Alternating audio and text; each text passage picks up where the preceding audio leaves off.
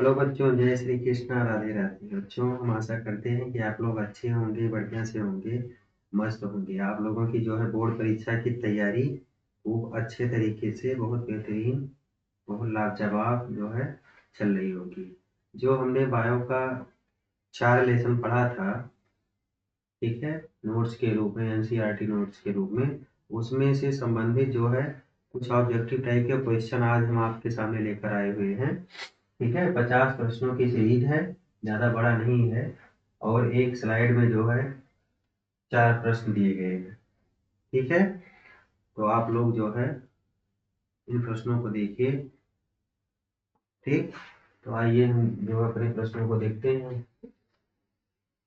इसमें दिया भी गया है, क्लास 10 है आपका, जीव विज्ञान के सभी अध्याय से, यानी जो चारों अध्याय है जीव विज्ञान के। पहला जो है जैव विकास, दूसरा है जीव जनन कैसे करते हैं, तीसरा है जो है नियंत्रण एवं समन्वय, और चौथा जो है आनुवांशिकता। इस लेसन से मिलाकर जो है, जो इसमें लगभग 50 प्रश्न जो है एक्यूरेट दिए गए हैं, उसको हम देखेंगे। ठीक है, अब इसमें जो है पहला प्रश्न दिया गया है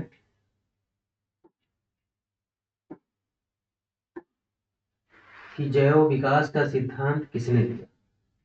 ठीक है, जो जैव विकास का सिद्धांत था, उस सिद्धांत को किसने प्रतिपादित किया, किसने दिया, इसके बारे में जो है आपको बताना है। लैमार्क ने दिया, या डार्विन ने दिया, या मेंडल ने दिया, या डी ब्रीज ने दिया। इन चारों में से किसने जो है लैमार्क जैव विकास का सिद्धांत प्रतिपादित किया। ठीक है, तो आप लोग फटाफट बताइए कि जैव विकास का सिद्धांत किसने प्रतिपादित किया।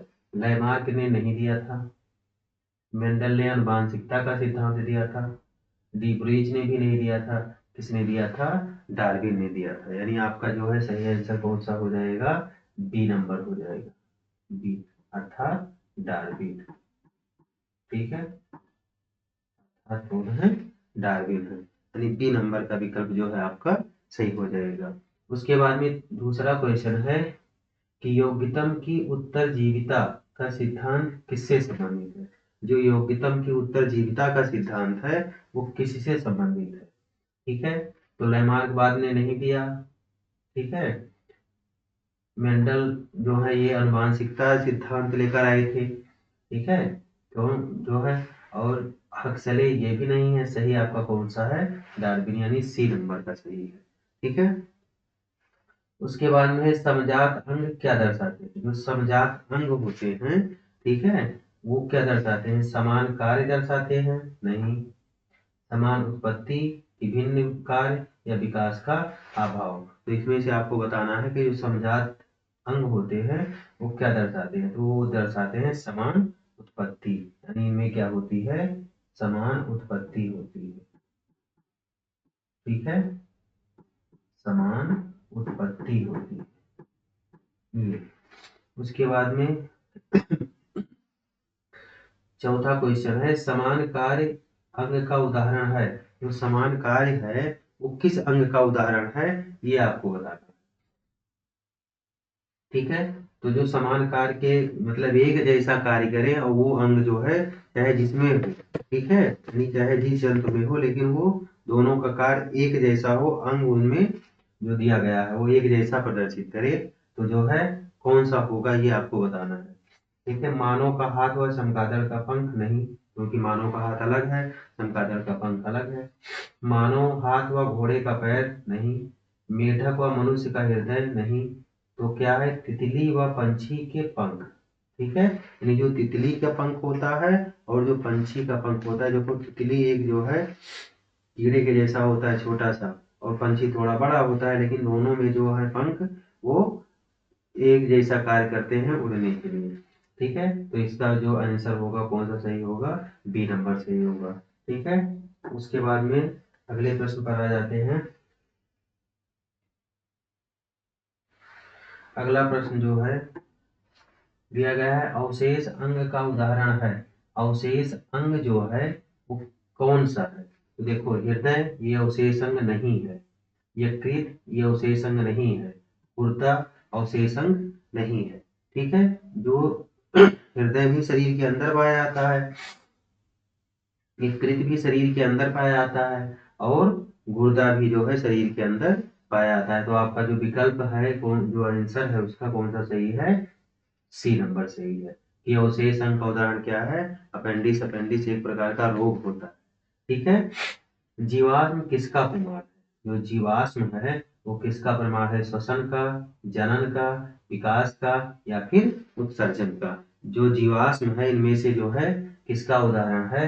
तो जीवाश्म जो है देखो, श्वसन नहीं, जनन नहीं, ये जो है विकास का ये प्रमाण नहीं देता। ये किसका है? विकास का। उत्सर्जन ये भी अलग है। ये श्वसन, जनन, उत्सर्जन एक क्रिया, ठीक है, लेकिन विकास वो जीवाश्म का एक प्रमाण देता। ठीक है, कि जो जीवाश्म है वो कब प्रमाणित किया गया, इसका विकास कितने सालों पहले हुआ, कितने वर्षों पहले हुआ, इस चीज को ये प्रमाणित करता है। विकास की इकाई क्या है? कोशिका, व्यक्ति, जनसंख्या, अंग। अच्छा, जो विकास है इसकी इकाई क्या है? ठीक है, तो विकास की जो इकाई है वो कहाँ से मानी जाएगी? आप लोग बताइए कि जो विकास की इकाई है वो क्या मानी जाएगी? ठीक है, देखो कोशिका जो है ये किसी भी शरीर के निर्माण की प्राथमिक इकाई होती है। व्यक्ति भी नहीं है। अंग जो है किसी शरीर के पार्ट हैं। ठीक है, तो क्या है? जनसंख्या। ठीक। उत्परिवर्तन सिद्धांत किसने दिया? जो उत्परिवर्तन का सिद्धांत है वो सिद्धांत किसने दिया? मेंडल ने दिया, कि डार्विन ने दिया, कि डी ब्रीज ने दिया, या फिर लेमार्क ने दिया? जो उत्परिवर्तन का सिद्धांत है उसको किसने दिया, ये आपको बताना है। तो मेंडल आनुवांशिकता के सिद्धांत, डार्विन के बारे में दो सिद्धांत आप पहले पढ़ चुके हैं। ठीक है, और उसके बाद में फिर ये दो दो हटा दीजिए, अब बचा कौन सा? डी ब्रीज और लेमार्क। ठीक है, तो डी ब्रीज और लेमार्क में बताइए कि जो है कौन सा सही होगा? लेमार्क बात है नहीं, कौन सा है? De Vries. सही आंसर आपका कौन सा है? डी ब्रीज आपका आंसर सही होगा। ठीक है, उसके बाद में जो है अगले पर आ जाइए।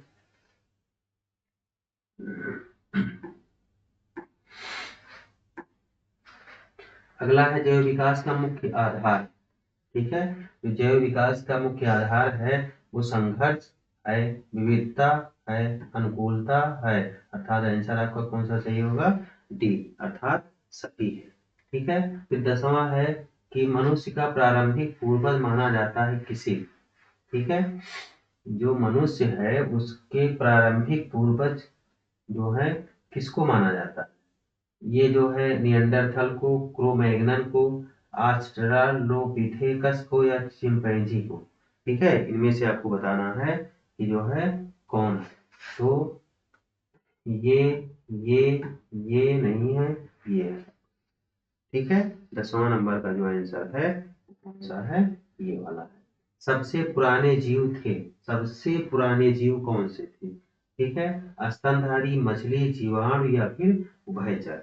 जो सबसे पुराने जीव थे वो कौन से थे? तो स्तनधारी नहीं, मछली नहीं, उभयचर नहीं, कौन सा था? जीवाणु था। सबसे पुराना जीव कौन सा था? जीवाणु था। फिर है जैव विकास बहुत धीमी प्रक्रिया है क्योंकि? जो जैव विकास है ये एक धीमी प्रक्रिया है, बहुत स्लो मोशन में चलती है, धीरे धीरे चलती है। तो ये किसका, इसका कारण क्या हो सकता है, क्या रीजन हो सकता है? ठीक है, जैव विकास का जो रीजन बन सकता है वो क्या बन सकता है? जैव विकास बहुत धीमी प्रक्रिया है क्योंकि ये अचानक होता है नहीं, एक दिन में होता है नहीं, तुरंत समाप्त हो जाता है नहीं, तो ये पीढ़ियों में होता है। यानी धीमी प्रक्रिया इसीलिए है कि एक पीढ़ी से दूसरे पीढ़ी में जो है धीरे धीरे ट्रांसफर होती है। मतलब एक जो है गुण दोष परिवर्तित होने के लिए या दूसरे में स्थानांतरित होने के लिए एक पीढ़ी बदलती है, तब जाके वो परिवर्तित होता है। ठीक है, तो इसलिए जो जैव विकास है वो बहुत धीमी प्रक्रिया। उसके बाद में फिर आता है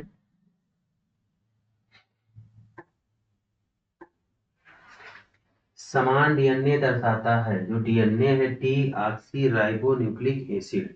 ठीक है, डीएनए क्या है? D oxy ribo nucleic acid जो है वो क्या दर्शाता है? अलग विकास दर्शाता है, समान पूर्वज दर्शाता है, संयोग दर्शाता है, या फिर उत्परिवर्तन दर्शाता है। आप लोग फटाफट आंसर बताइए इसका कि जो समान डीएनए है वो क्या दर्शाता है। ठीक है, समान डीएनए क्या दर्शाता है? तो अलग विकास नहीं, डीएनए अलग कभी करता ही नहीं, संयोग नहीं, उत्परिवर्तन नहीं, क्या दर्शाता है? समान पूर्वज। एक डीएनए, अगर एक व्यक्ति डीएनए की जांच हो जाए तो उसके बारे में पता चल जाएगा कि ये किस वंशज से है।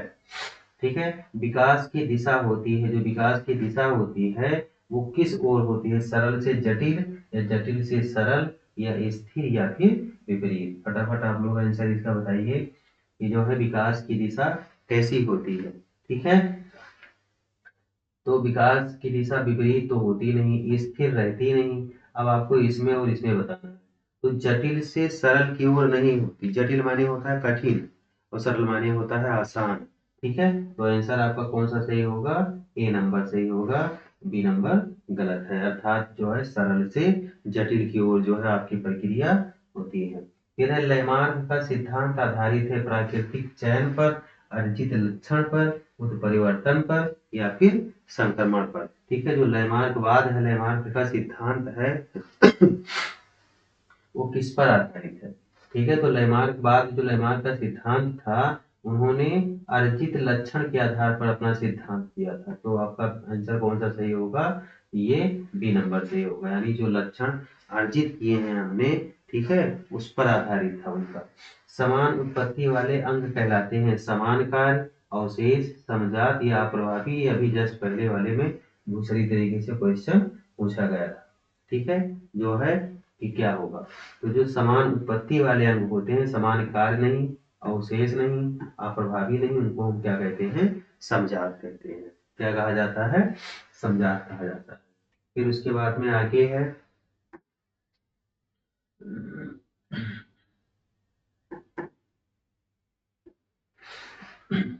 समान कार्य पर भिन्न भिन्न उत्पत्ति वाले अंग।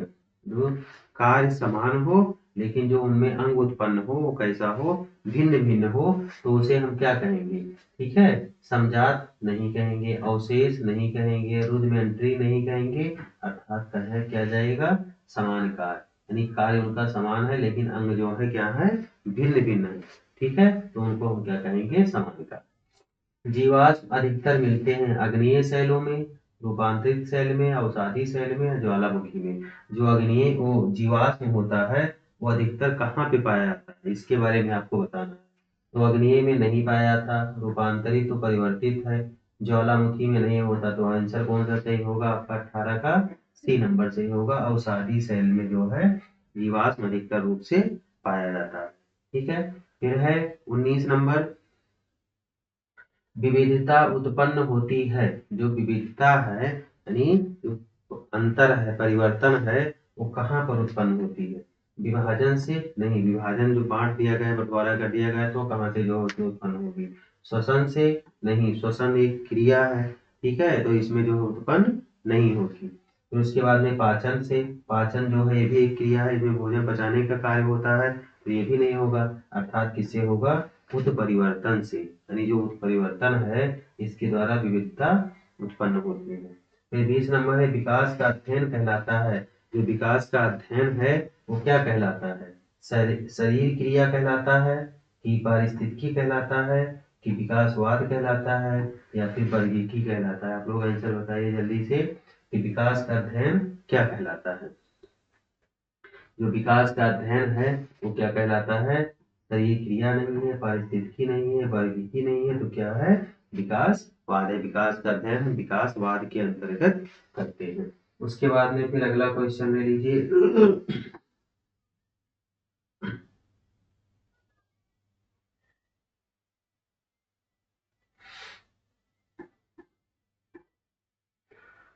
फिर है मनुष्य किस वर्ग का प्राणी है?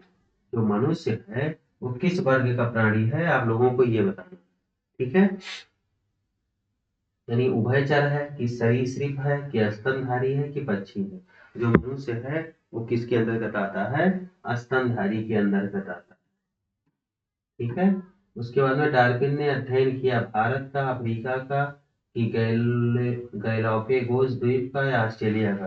जो डार्विन ने अध्ययन किया था, उन्होंने किसी देश के बारे में जो है अध्ययन भी किया था। ठीक है, तो वो क्या था, कौन सा देश था, आप लोग बताइए जल्दी से। जो है ये क्वेश्चन कुछ जी के टाइप का है, तो आप लोग बताइए कि कौन सा आंसर इसका सही होगा। भारत का नहीं किया, अफ्रीका का नहीं किया, ऑस्ट्रेलिया का नहीं किया, किसका किया, गैलापागोस द्वीप का किया उन्होंने। ठीक है, ये हो जाएगा आपका आंसर सही। उसके बाद में 23वां नंबर है, प्राकृतिक चयन होता है। जो प्राकृतिक चयन होता है वो क्या है, मानव द्वारा, प्रकृति द्वारा, प्रयोगशाला में, स्कूल में। जो प्राकृतिक चयन होता है वो किसके द्वारा होता है, तो ये आप लोग जल्दी से बताइए इसका आंसर क्या सही होगा। मानव द्वारा प्रकृति का चयन नहीं होता, प्रयोगशाला में नहीं होता, स्कूल में नहीं होता, किसके द्वारा होता है, प्रकृति के द्वारा होता है। 23वां का आंसर क्या होगा, बी। प्रकृति जो है स्वयं चयन करती है अपने आप को। विकास का कारण नहीं है, इसमें से ऐसा कौन सा कारण है, विविधता, संघर्ष, चयन, स्थिरता, जो विकास का कारण नहीं है, ये आपको बताना है। ठीक है, विविधता है, संघर्ष है, चयन है, लेकिन स्थिरता नहीं है, अर्थात आपका आंसर ये सही है, बाकी ये तीनों आपका गलत है। ठीक है, क्योंकि ये तीनों विकास के चरण हैं और ये स्थिरता विकास का चरण नहीं है, तो वही उसका आंसर सही हो जाएगा। उसके बाद में फिर जो है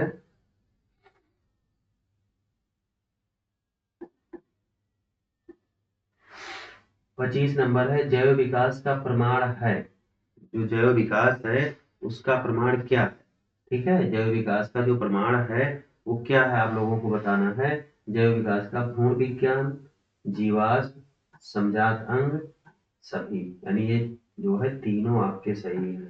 ठीक है, ये सब क्या है, जैव विकास के प्रमाण देते हैं। ठीक है, भ्रूण विज्ञान, ठीक है, जीवाश्म और समजात अंग, ये तीनों क्या करते हैं, जैव विकास का प्रमाण देते हैं। नियंत्रण एवं समन्वय होता है, किसमें होता है, केवल हार्मोन से, केवल तंत्रिका से, तंत्रिका व हार्मोन दोनों से, या फिर रक्त से। अब ये जो है आपका दूसरा लेसन जो है नियंत्रण एवं समन्वय, उस लेसन के जो है क्वेश्चन शुरू हो गए हैं। ठीक है, 2 लेसन था इसमें, तो 2 लेसन का बनाया गया था। नियंत्रण एवं समन्वय, नियंत्रण माने नियंत्रित करना, और समन्वय माने यानी उनको समन्वित करके किसी कार्य के लिए प्रेरित करना है, किसी भी कार्य को करना है, करवाना। ठीक है, तो जो नियंत्रण एवं समन्वय है वो किसके लिए संभव है। ठीक है, आप लोग बताइए, केवल हार्मोन या केवल तंत्रिका, तो ये दोनों सही है। ठीक, इसलिए इसका आंसर कौन सा सही होगा, सी नंबर सही होगा, रक्त से नहीं। ठीक है, यानी केवल को हटा दीजिए, हार्मोन से भी होता है, तंत्रिका से भी होता है, अतः उत्तर क्या होगा, तंत्रिका व हार्मोन दोनों से होगा। ठीक है, उसके बाद में फिर आता है, पौधों में हार्मोन कहलाते हैं, एंजाइम कहलाते हैं, विटामिन कहलाते हैं, या फिर पादप हार्मोन कहलाते हैं। जो पौधे होते हैं उनमें जो है हार्मोन क्या कहलाते हैं, तो एंजाइम्स नहीं होते, विटामिन नहीं होते, लवण नहीं होते, क्या कहलाते हैं, पादप हार्मोन्स कहलाते हैं। फिर है ऑक्सिन का कार्य है, जो ऑक्सिन है उसका कार्य क्या है। ठीक है, जो ऑक्सिन है वो ऑक्सिन का कार्य क्या है, वृद्धि करना, पकना, पत्तियां गिराना, या बीज बनाना। इसको आप लोग फटाफट इसका आंसर बताइए। ठीक है, आप लोग पढ़े होंगे कि ऑक्सिन का कार्य क्या है, जो ऑक्सिन है उसका कार्य क्या है, पकना नहीं, पत्तियां गिराना नहीं, बीज बनाना नहीं, वृद्धि, उसका ऑक्सिन का कार्य क्या है, वृद्धि करना। ठीक है, ऑक्सिन का कार्य क्या है, वृद्धि करना। उसके बाद में जो है फिर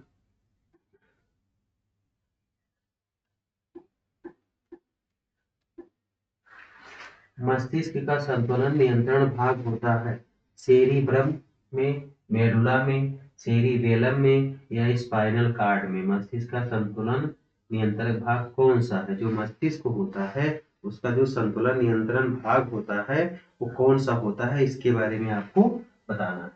ठीक है, तो सेरिब्रम में नहीं, मेडुला में नहीं, आंसर कौन सा सही है, सेरिबेलम, स्पाइनल कार्ड में नहीं होता। यानी आपका जो आंसर सही है वो कौन सा है, सी नंबर सही है, यानी सेरिबेलम में मस्तिष्क का संतुलन नियंत्रक भाग स्थित होता है। उसके बाद में तीसरा है प्रतिवर्ती क्रिया का केंद्र है, जो प्रतिवर्ती क्रिया है उसका केंद्र क्या है। ठीक है, तो प्रतिवर्ती क्रिया का केंद्र मस्तिष्क नहीं, हृदय नहीं, फेफड़ा नहीं, तो आंसर कौन सा सही हो जाएगा, मेरुरज्जु। ठीक है, नहीं जो हमारा मेरुरज्जु है वो क्या करता है, प्रतिवर्ती क्रिया का केंद्र होता है, वही एक सेंटर है जो प्रतिवर्ती क्रिया को संचालित करता है। थायरॉक्सिन स्रावित होता है थायराइड से, पिट्यूटरी से या एड्रिनल से, अग्नाशय से। इन चारों में से कौन है जो थायरॉक्सिन को क्या करता है, स्रावित करता है। तो थायरॉक्सिन थायराइड से, वो तो बिल्कुल क्लियर ही आंसर है। ठीक है, जो थायरॉक्सिन है वो किससे स्रावित होता है, थायराइड से। इंसुलिन की कमी से होता है कौन सा रोग, जो इंसुलिन होता है उसकी कमी से कौन सा रोग होता है, आप लोग इसको बताइए कि जो है इंसुलिन की कमी से कौन सा रोग होता है। थायराइड नहीं, पौनापन नहीं, मोटापा नहीं, तो कौन सा होता है, मधुमेह। इंसुलिन की कमी से कौन सा रोग होता है, मधुमेह होता है। ठीक है, उसके बाद में जो है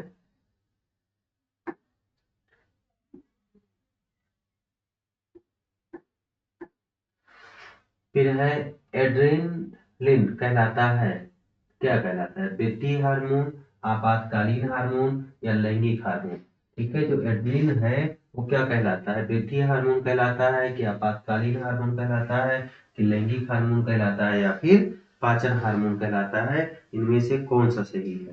ठीक है, तो जो एड्रेनलिन है वो वृद्धि हार्मोन नहीं है, लैंगिक हार्मोन भी नहीं है, पाचन हार्मोन भी नहीं है, कौन सा है, आपातकालीन हार्मोन है।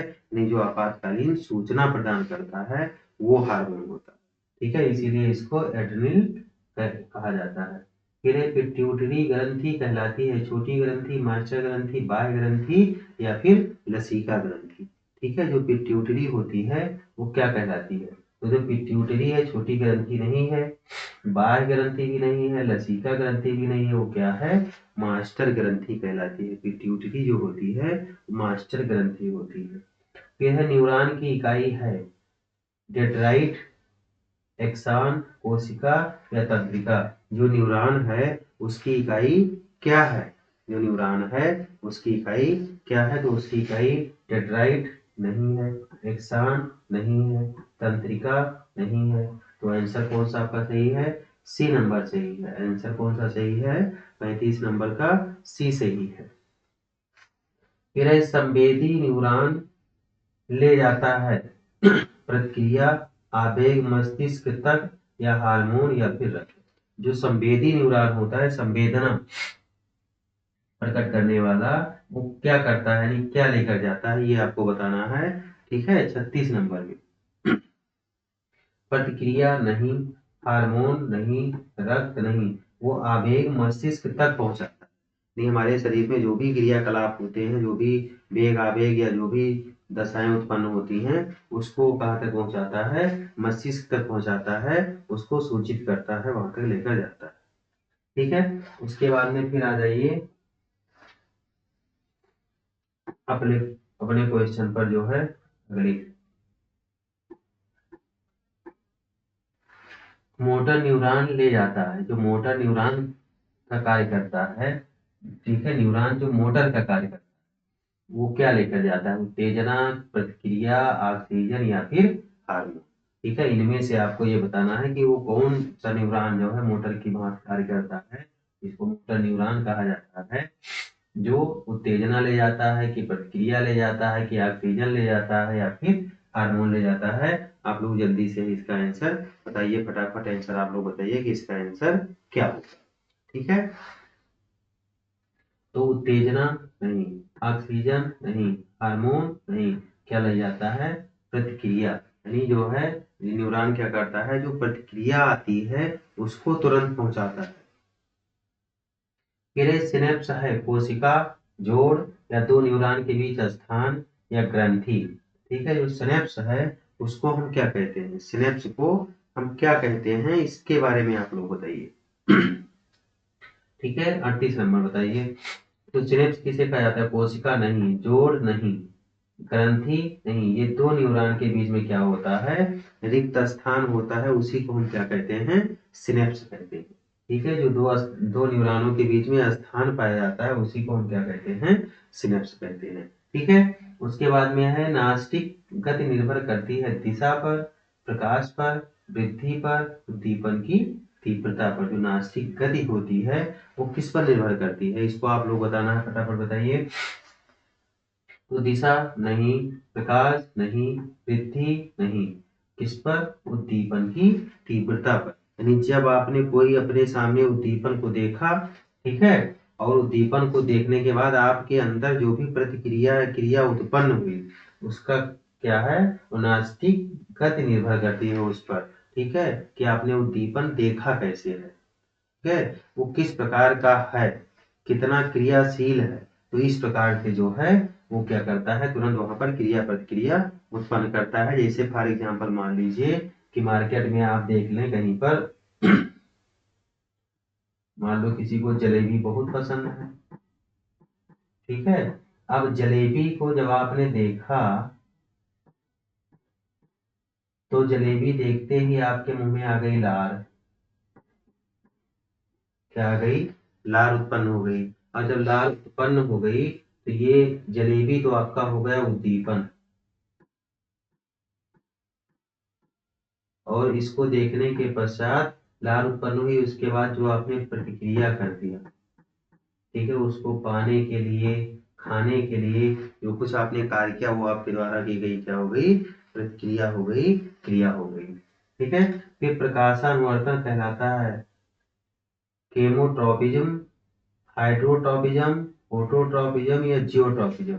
जो प्रकाश अनुवर्तन होता है, यानी प्रकाश का अनुवर्तन प्रकाश के अनुकूल, ठीक है, वो क्या कहलाता है? तो देखो, प्रकाश के उपस्थिति में क्या होता है? प्रकाश संश्लेषण होता है, जिसको हम अंग्रेजी में क्या कहते हैं? फोटोसिंथेसिस। तो इसमें जिसमें फोटो लिखा हो समझ लीजिए वही आंसर आपका सही है, बाकी सब क्या है? गलत है। ठीक है, 40 का क्या है? सी। उसके बाद में फिर है अगला, स्वायत्त तंत्रिका तंत्र नियंत्रित करता है इच्छित क्रियाएं, अनैच्छिक क्रियाएं, सोच, स्मृति। जो स्वायत्त तंत्रिका तंत्र होता है वो क्या नियंत्रित करता है? ठीक है, जो स्वायत्त तंत्रिका तंत्र है, इच्छित क्रियाएं, अनैच्छिक क्रियाएं या सोच या स्मृति, इसके बारे में आप लोगों को बताना है कि कौन सा आंसर इसका सही होगा। तो स्वायत्त तंत्रिका तंत्र इच्छित क्रियाएं नहीं, सोच और स्मृति नहीं, वो क्या है? अनैच्छिक क्रिया, यानी जो हमारी इच्छा पर नहीं होती। अभी एक होती है ऐच्छिक,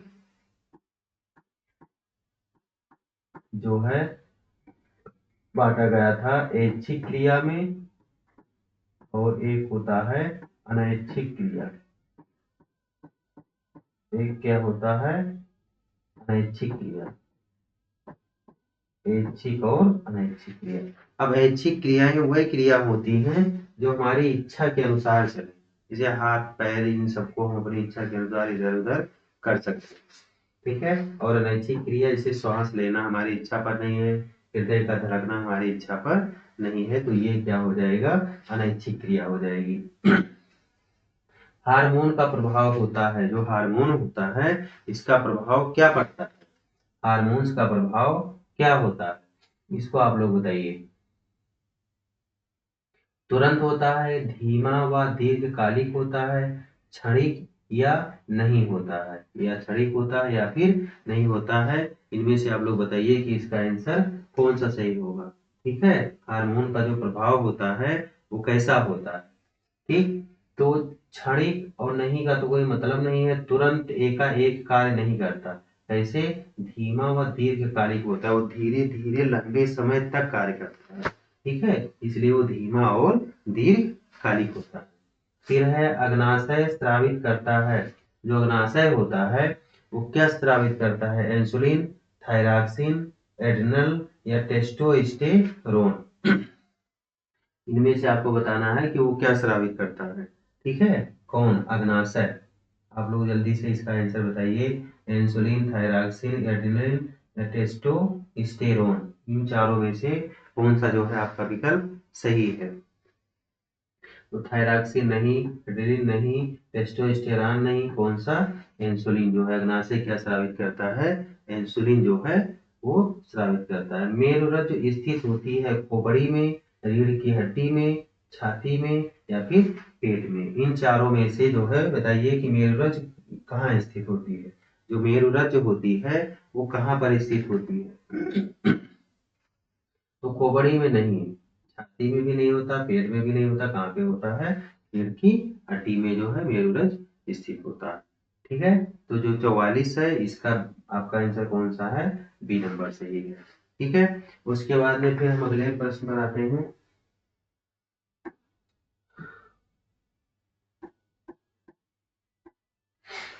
तंत्रिका आवेग का संचरण होता है। जो तंत्रिका आवेग है इसका संचरण किस रूप में होता है? विद्युत रूप में होता है, रासायनिक रूप में होता है, या दोनों के रूप में होता है, या ठोस और ठोस के रूप में होता है? जो तंत्रिका का आवेग है उसका संचरण किस रूप में होता है, इसको आप लोगों को बताना है। तंत्रिका का संचरण किस रूप में होता है? तो विद्युत रूप में होता है, रासायनिक रूप में होता है, अर्थात आंसर आपका कौन सा सही हो जाएगा? डी, उसी। और डी आपका गलत हो जाएगा। हार्मोन का परिवहन होता है तंत्रिका से, रक्त से, लसिका से, हवा से। फटाफट इसका आंसर दीजिए 46 नंबर का। ये हार्मोन का जो परिवहन है वो किस प्रकार से होता है? ठीक है। जो हार्मोन्स हैं उसका जो है परिवहन कैसे होता है इसको आप लोग बताइए। तो जो हार्मोन्स है उसको कौन लेकर जाता है शरीर में? पूरे कौन दौड़ता है आपके? तंत्रिका नहीं, लसिका नहीं, हवा नहीं, क्या जाता है? रक्त जाता है। तो जाहिर सी बात है कि रक्त के साथ में जो है हार्मोन का भी परिवहन होता रहता है। पौधों में वृद्धि हार्मोन कहलाती है, अभी जस्ट इसके पहले आया कि जो है वृद्धि कारक हार्मोन कौन से थे। ठीक है। तो आप लोग बताइए कि पौधों में जो वृद्धि है, वृद्धि हार्मोन कौन सा? एथिलीन है, ऑक्सिन है, जिबरेलिन है, या बी और सी दोनों है? ठीक है। जो पौधों में वृद्धि कारक हार्मोन होते हैं वो कौन से होते हैं बताइए। तो एथिलीन नहीं, ये फल पकाने का कार्य करता है। एथिलीन क्या करता है? फल पकाने का कार्य करता है। ऑक्सिन ये भी सही है, जिबरेलिन ये भी सही है, अर्थात आंसर आपका क्या सही हो जाएगा? बी और सी सही हो जाएगा। एथिलीन का कार्य क्या है? ठीक है। एथिलीन का भी जस्ट पहले ही ऊपर बता दिए कि एथिलीन क्या करता है। तो एथिलीन का कार्य क्या है उसका आंसर तो आप लोगों को पहले पता होगा। वृद्धि नहीं है, लंबाई बढ़ाना भी नहीं है, जड़ बढ़ाना भी नहीं है, क्या है? पकाना। ठीक है। यानी एथिलीन क्या करता है? पकाता है फल को। एथिलीन जो है अगर हार्मोन ये ना हो तो पौधे में जो फल पाया जाता है आता है वो पके ना। ठीक है। इसीलिए जैसे जितने केमिकल का उपयोग हम लोग करते हैं कृत्रिम रूप से, हमारे लिए वही केमिकल सारे प्राकृतिक रूप से हर पौधे में पाया जाता है जो फल उत्पन्न करता है। और इसी से जो है वो क्या करता है उसमें फल आता है, पकता है, सारी क्रियाएं जो है होती रहती है। ठीक है। फिर ये मेड्यूला नियंत्रित करता है। जो मेड्यूला होता है वो क्या नियंत्रित करता है? सोच, श्वसन, स्मृति या सीखना? मेड्यूला जो है वो क्या नियंत्रित करता है इसको आप लोगों को बताना है। ठीक है। सोच, श्वसन, स्मृति या फिर सीखना, इनमें से बताइए फटाफट कि कौन सा आंसर आपका सही होगा। तो सोच नहीं, स्मृति नहीं, सीखना नहीं, ये तीनों जो है अलग है। वो क्या नियंत्रित करता है? श्वसन को नियंत्रित करता है। नियंत्रण एवं समन्वय का उद्देश्य क्या है? ठीक है। जो नियंत्रण एवं समन्वय अभी जस्ट शुरू होने से पहले जो है इस लेसन का विकल्प जो क्वेश्चन था स्टार्ट होने से पहले ही बताए थे। तो नियंत्रण एवं समन्वय का तात्पर्य जो है आप लोग बताइए क्या है? शरीर चलाना नहीं, भोजन नहीं, जनन नहीं, यानी सामंजस्य बनाए रखना। ठीक है। ये जो है आपका आंसर हो जाएगा। उसके बाद में जो है कुछ चीजें जो है आप लोगों को जो है हम अलग से इम्पोर्टेंट बता रहे हैं। ठीक है। एक जो आता है अक्सर नाम पूछ लेता है उसको आज आप लोग नोट कर लीजिएगा। ठीक है। डीएनए का पूरा नाम, RNA का पूरा नाम, ATP का पूरा नाम और ADP का पूरा नाम। ठीक है, इन चारों को जो है आप लोग जो है तैयार कर लीजिए। ठीक,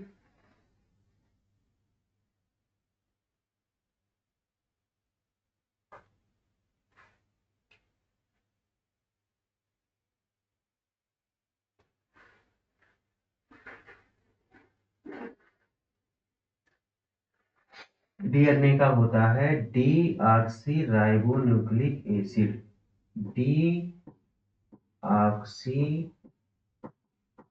राइबो राइबो न्यूक्लिक अम्ल, ये होता है डीएनए। ये होता है राइबो न्यूक्लिक अम्ल, ये होता है राइबो न्यूक्लिक। एटीपी का एडिनो एडिनोसिन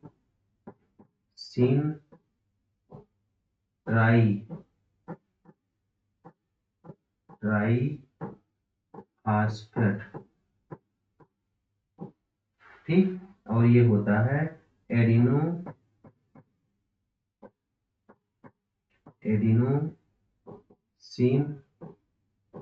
ड्राईफास्फेट।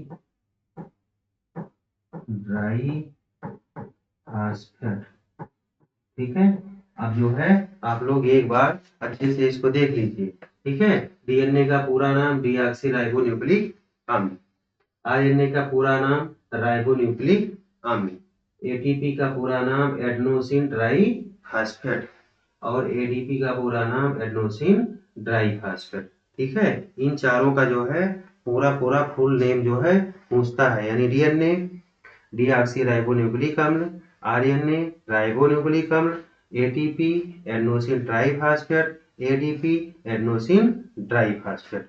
ठीक है, तो जो है ये आपके कोर्स में ये दिया गया था। एक चीज और इसमें होता है, जो एटीपी होता है ये किस रूप में होता है? ऊर्जा के रूप में होता है। ठीक है, ये एटीपी ऊर्जा के रूप में, डीएनए और ये क्या करता है? आनुवांशिक जो है आनुवांशिक गुण, ठीक है, ये गुण को प्रदर्शित करता है, यानी सारी सूचना जो है ये रखता है अपने वंशज की। जिस वंशज के हम हैं उस वंशज की सारी सूचना कौन रखता है? डीएनए और आरएनए। तो ये जो था आपका ये 50 प्रश्नों का सीरीज था आपके बायो के 2 लेसन से, पहले और दूसरे से। ठीक है, हम आशा करते हैं कि आप लोगों की समझ में आया होगा। यदि वीडियो अच्छा लगे तो अपने दोस्तों में मित्रों में शेयर कर दीजिएगा, चैनल को सब्सक्राइब करवा दीजिएगा ताकि और भी बच्चे इससे लाभ ले सके। ठीक है, तो आज के लिए इतना ही, फिर हम नेक्स्ट वीडियो में मिलेंगे। तब तक के लिए जय श्री कृष्णा, राधे राधे।